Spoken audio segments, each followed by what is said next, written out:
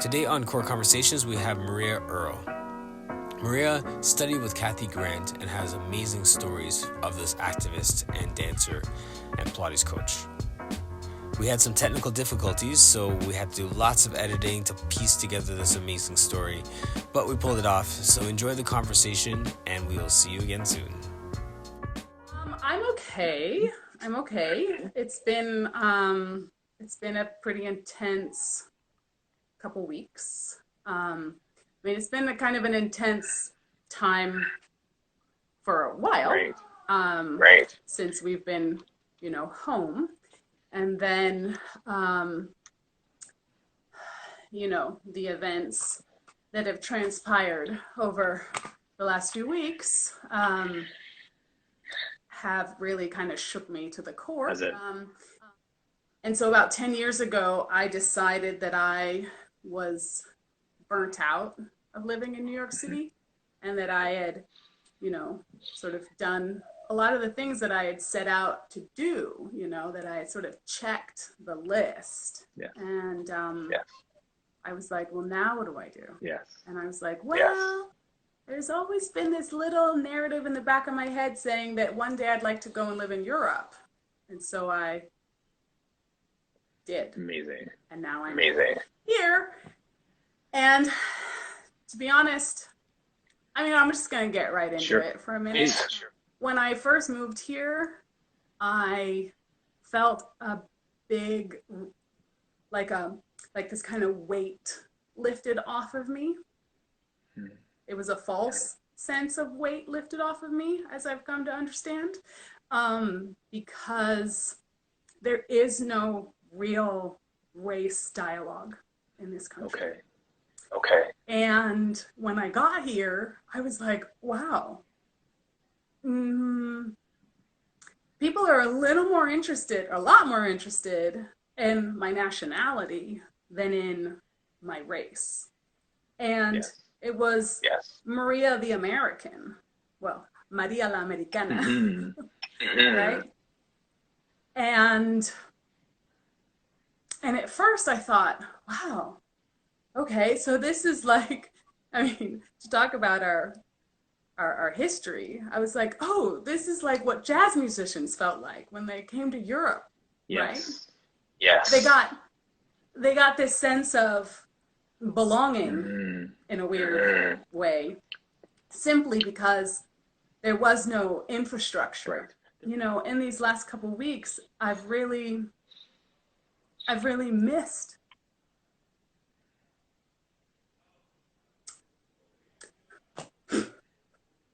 Let it go. Let it go. Let it go. Anyway, I've really missed being a part of a community that, brings me clarity about a lot of things. And I have to say that it's also complicated because, everybody's experience is very different. Being a Black woman. And the spaces that you navigate create different situations, always. So I can, I'm speaking from my own experience, and there was a lot that really sucked about living in the States. Very much connected to what's happening. And I'm not surprised, right? I don't think a lot of us are surprised. Right. But what's happening and what's coming out of it is like partly on some aspects heartbreaking.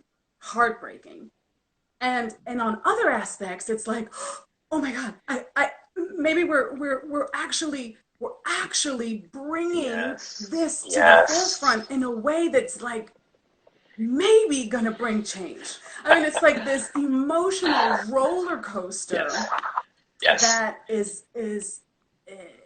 that I actually hope that we can figure out how to kind of stay on, because we're talking about a marathon here, you know? If we're talking about years and years of systematic oppression and racism and discrimination that are just like embedded into the everything that we do. And like we gotta, like, it's good to be like a slow process, you know? Yes. And I think, you know, I mean, if we're talking, we were getting back to our movement practice. I think our movement practice is like the way at it, the way to kind of like unravel and to like go deep and to embody. Yes.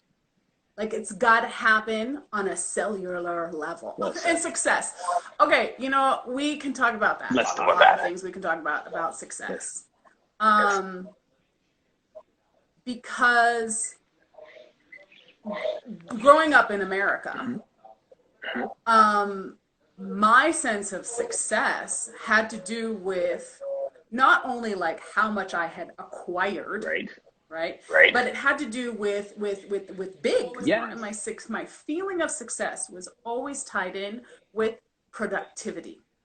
Now, I, you know, spent my 20s to my early mid 30s living in New York City. So we're talking about a place that is like high productivity. Yes. You know, first thing out of anybody's mouth is, what are you doing now? What's your project? I was you know, so it's always about like, what do you got on the plate? And how many plates are you spinning? And how many things are you doing? And that really was defining for me about like how I regulated what success meant to me. Yet I always had this thing where I was like, you know, I mean, I grew up in Hawaii, right? It's like, wait a minute, there's a whole nother way to like be, well, period. When I decided to leave New York City, number one, that was like, at the time, the hardest thing that I think I've ever done in my whole entire life, because it was me saying no to something that I had thought that I wanted, yes, so badly for so long. And I had built my life there. You know, I had a Pilates studio. I had, you know, I had danced professionally. I went to graduate school. Like I did all these things. It was like really a part of like who I was achieving. I was like ticking the boxes, you know? And then I moved to Spain also because I knew that I needed to like switch the narrative and switch the reel.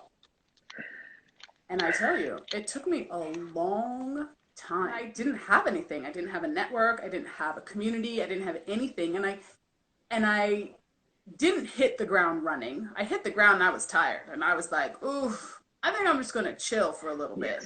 I used all my savings. It wasn't the best idea, but it was what I did. The energy needed to just live was at such a high place that I actually had no time for like manifestation of anything else except for maintaining the thing that I had built. Gotcha.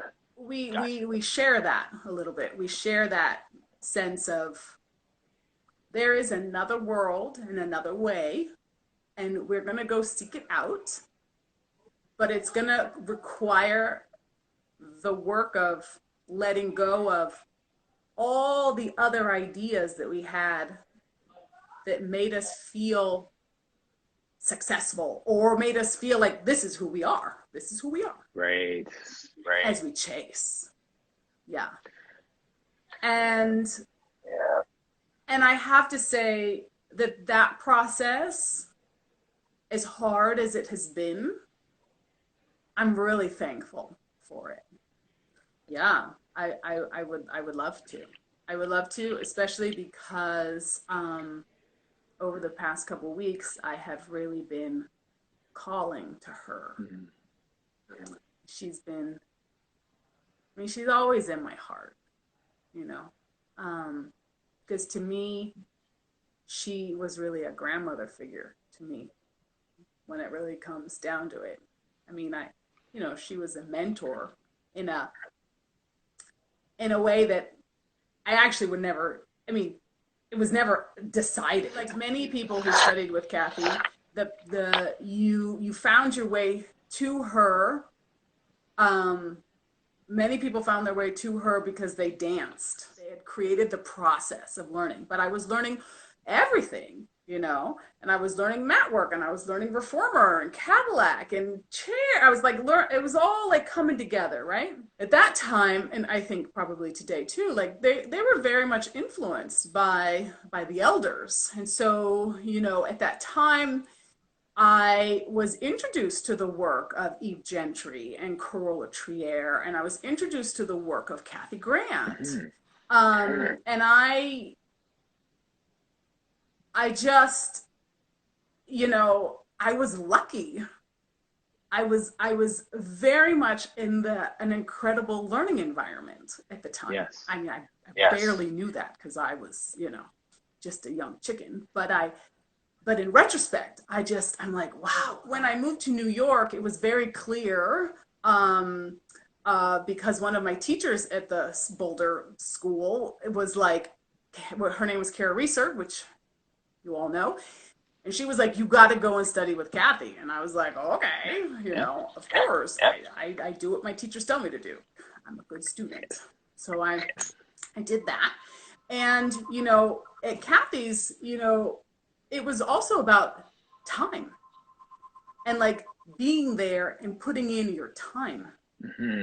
So, you know, I knew from the beginning that I was continuing my studies. Right. It was very clear to me. It was very clear to me that I had done this certification program, but the certification program was just the beginning. Beginning.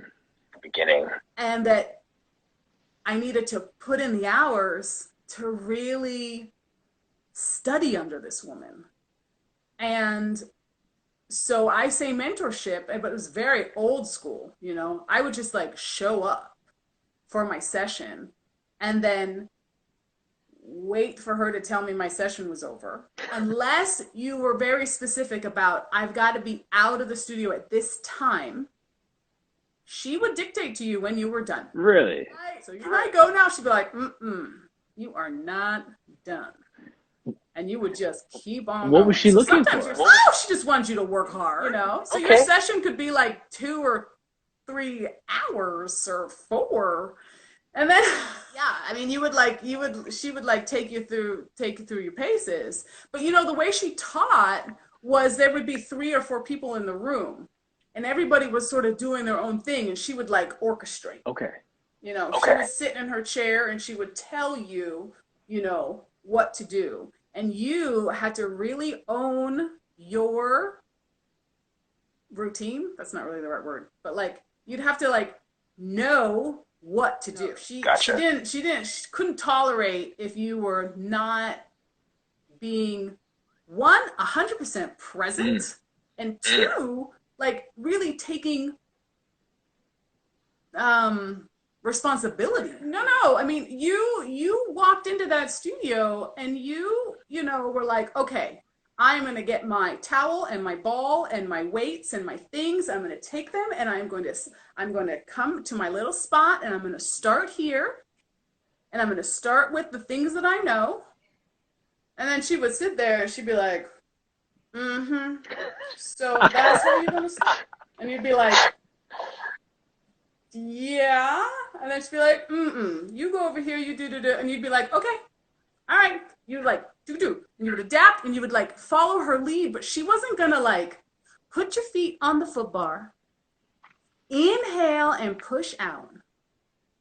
That's not how you started to move. You started to move and you took responsibility and you stayed present in your body and you were a fully embodied human being in that space. If not, you were out. No one's forcing you to like train under this incredible human being, right? So if you didn't jive with that way of learning, you know, those people just didn't stick around. I mean, Kathy would also tell you, would not sign you up in the book if you weren't working the way that she believed that you should be working. Right. I mean, we're talking about serious discipline. Yes. We're talking about an elder who is from a different time and whose discipline was how she managed to get to where she was. So you had to bring that to the table for her to work with you. Because otherwise, it was like, a slap in the face, right? She's like, I worked my ass off to get here and to be able to do all the things that I did in my lifetime. I mean, the woman was a trailblazer. Yes. I mean, the woman was a first on many, many things. She was the only African-American woman at the table over and over and over again in her whole entire life. So the tenacity and the like stick-to-itiveness, is that a word? It is. She brought that to the Pilates studio every day. And then you had to step up to it. Yes. And yes. it was a privilege to be able to study with her.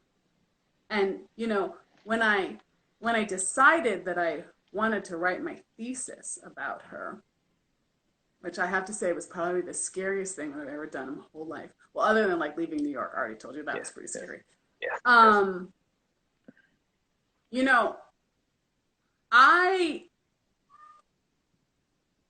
I just wanted to know the stories about her. Yes.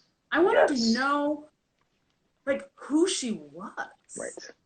Right. So for me, she's, she's real petite, right? She's like real petite, super sassy, right? And like really like fierce. Says it as she sees it. And an incredible sense of humor, but there's also a tone of anger deep down, because of the life that she led, and how much she had to push, right, to get that seat of the seat. And it's tangible. Well, like when you're in the space, right? When you're in the space, and when you're surrounded by someone like that, it is really, it's really powerful, Yes. And I, not a day goes by that I am not thankful for the time that I got to be with her. In her studio. And bringing her soup for lunch. And taking the towels and putting them in the washer dryer. And just hanging out with her. I mean, she'd like kick my ass, right? And then I'd be like, you know what? I think I'm gonna go like check the towels and see if they're dry. And and I have to say also, that part of my life that I miss so much is like back to the community, because there were a strong. I mean, the people who came to Kathy's studio because they loved her and they were being healed by her. So I also met Kathy when she was much older, right? So she was already in her 70s, late 70s when I met her, which goes back to that sort of grandmother vibe again. We would have dinner and the waiter would be like, is that your granddaughter? And she'd be like, she wishes. And I'd be like, and I think that for a lot of her students, she treated us, she called us her kids, right?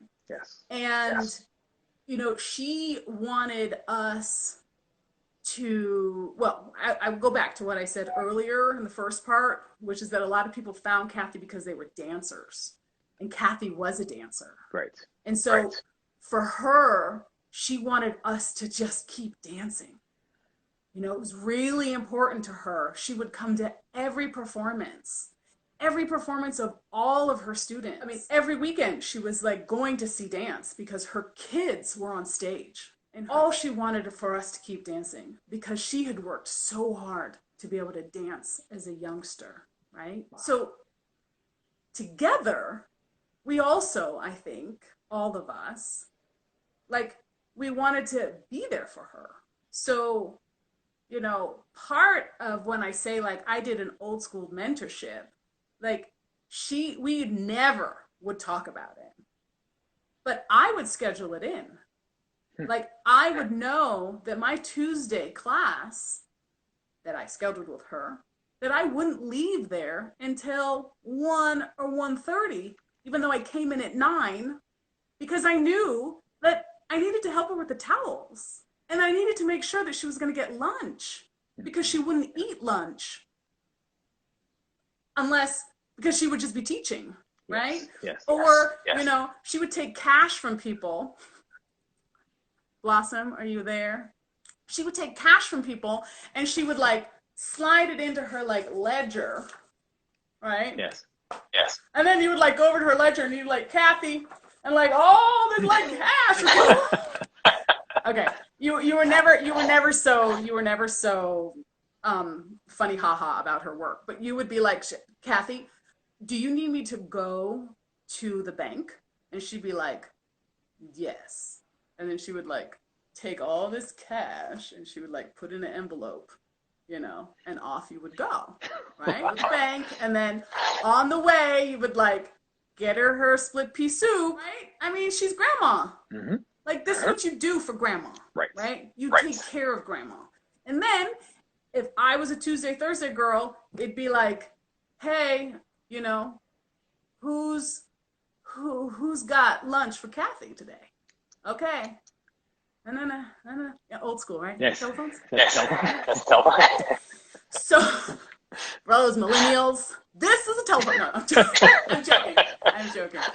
Anyway, so when I say, like, old school mentorship, it was really just about putting in the time. Putting in the time to just be there. And then when I started writing my thesis, I really was there less and less to work out. And I was really just trying to get her to tell me her stories. Yes. You know, she would look at me and she'd be like, are you working out today? And I'd be like, yeah, sure.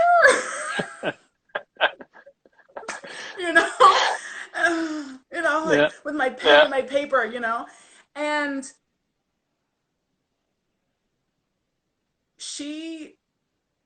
I will also say that I think when I met her, and, you know, Kara and Blossom are going to have to help me out with this one a little bit, but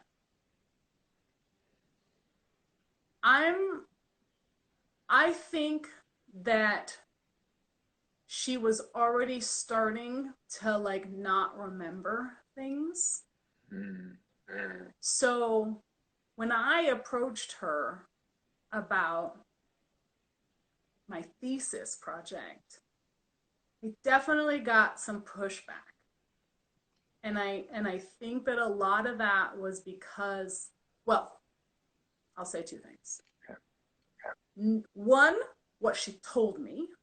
And what she told me was, I ain't telling none of my stories until everybody's dead. Yeah. And the other thing, which comes from me and thinking, my retrospection on the thing, is that, yes, I think her truths and her story and the pain that she carried with her was a lot to bear. To tell it the way it was going to maybe, you know, not be so nice. But I also think that she was struggling, I think, as I would, if some young little chickadee came up to me and said, like, I'm going to write your life history. And you'd be like, my life history? Like, I don't know what there is to write. Right? Or also this sense of, like, not being crystal clear anymore about all of the events. There was a little bit of I think it triggered I think it triggered a lot of stuff for her, asking a lot of questions. Right. And there were days where she was like, I'm not talking today. Right. And I just, and I was like, but I have a deadline. I have a thesis to write. You know, I would like to say, I mean, I did the numbers yesterday because I was thinking about this, and I was like, why was I, and I also was terrified of her. So I loved, whenever she was like, not, I didn't want to piss her off. I was terrified of making her angry at me. Yes. Right? Yes. So in retrospect, I have been saying, like, I wasn't mature enough for the project. I've been saying that forever. It's why my thesis, I buried it afterwards. Because I was like, you know what? I never asked the questions that I should have asked. I didn't have the guts. I didn't have the guts, or I didn't have the language, or I didn't have the maturity.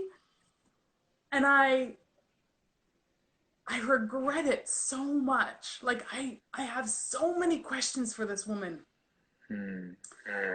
that I just, I couldn't go there, you know? And so, I don't know, now I'm going around in circles. I think, okay, so to kind of bring it all back, which is why I think it's so important to be talking about Kathy Grant right now, is because at the end of the day, the woman was an activist. Yes. I mean, she was a dancer, and she was, you know, she was an arts administrator, and she was a Pilates teacher. But she was a mover and a shaker. And she's part of our legacy. Yes. Right? And, you know, this story is the story that needs to be told, you know, of how, against all odds, like, she did amazing things. And not only did she do them, like, for herself, but, like, she enabled young dancers to work and thrive in a way that it wasn't happening anywhere. Right. Because there was no one there for her. So she was there 100% to, like, open doors wherever she could for, you know, well, choreographers and dancers of color, for sure. You know, the African-American modern dance scene in New York City in the, you know, 60s, 70s, and 80s was being fueled by the work that Kathy was doing behind, not closed doors, that's not the word, but, like, you know, at a desk. Right? And Kara has a very good point there, which I'm seeing her, is that, you know, her studio, I will just read what she said, was the most diverse studio that Kara Reeser has ever seen. And it's true. Yes. I mean, she also was, I mean, it was very, I mean, it was a bunch of artists, right? Right. She wasn't teaching a bunch of, you know, CEOs. She was teaching artists. Yes. Yeah. I mean, I could, like, you know, tell you the organizations, right? I mean, would that be interesting? I mean, she was, like, the first African-American woman to sit on the National Endowment of the Arts. Wow. She was right there with Arthur Mitchell setting up Dance Theater of Harlem. I mean, her work, she was at Clark Center, which was funding and giving space to young artists like Elio Pomari and Alvin Ailey. You know, when African-American dancers didn't have funding, didn't have space, didn't have, right? And she was, like, out there making it happen. Yeah. And so, I mean, I think her life is an example of activism and making sure that what you do is to enable others to even do more and better, right? What's that thing about standing on the shoulders of giants? Yes. based on a lot of the information that I collected from my thesis, Kara made a really beautiful documentary about Kathy, amazing. which you can see on Pilates Anytime in the project, which is called the Legacy Project. It kind of culminates. It culminates a lot of these ideas that I have just put little sprinkles on, and then you'll see it in full form. Yeah. Okay. All right. So one, I think that we have to understand that, well, what Kathy used to say is that one size doesn't fit all. So what I take that to mean is that, you know, you have to really teach the body in front of you, and you have to use your toolbox, your tool set, whatever, and you're not going to just impose on everybody maybe the same things, but that you use the system. You're always using the system, but that your approach is different depending on who's in front of you. Yes. And I think that's one of the big takeaways that I watched. I watched how she did that, and she did it incredibly, where she could, in a whole room of people, when she taught her classes at NYU, which were student-based and, you know, like classroom, morning bar, or when she taught in her studio and she'd have 3 or 4 people. Like, each person was really being taught as an individual. Yes. And also, you know, that beautiful thing about, you know, diversifying your studios. She had multi-generational, she had multicultural. I mean, everybody was coming into her studio, and it had been like that from the beginning. Kathy Grant was asked to run the Pilates studio in Bendel's. This is part of the history that might not be known. Anyway, Bendel's is a super high-end department store in Manhattan. And Mr. Pilates set up a Pilates studio in that department store next to the hairdressers. Okay. And, you know, a lot of rich folks would like come and do Pilates there, right? Because it's in, you know, and so a lot of wealthy, white, just gonna say it, right?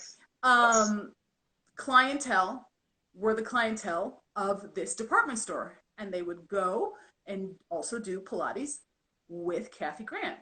Well, Kathy Grant said that she would take this job only if she could bring her students, her dancers from Dance Theater of Harlem, which is where she was working before, to come and train on the equipment. Good. And the department store agreed. They all had to use the back door. Nevertheless, you walked into that studio, and they would be the poshiest of the New York socialite scene, right there with the dancers. Yeah. From Dance Theater of Harlem.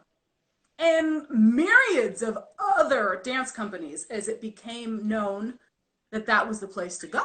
Amazing. So I think, now I'm getting to my point, that there's something in here that we also need to learn about how it is that we make Pilates accessible. So that it's not just an elitist thing that only the wealthy can afford, but then how do we also bring in people that are artists, that are not making a whole lot of money every year, but that need this work just like everybody else? I'm really gonna stick my foot in my mouth. I don't know. I don't know how to do that. Everything costs a lot of money, so it's expensive to do it, right? But I mean, I think we got to figure out how to make it more inclusive so that we can actually reach maybe more people. Yeah, go learn more.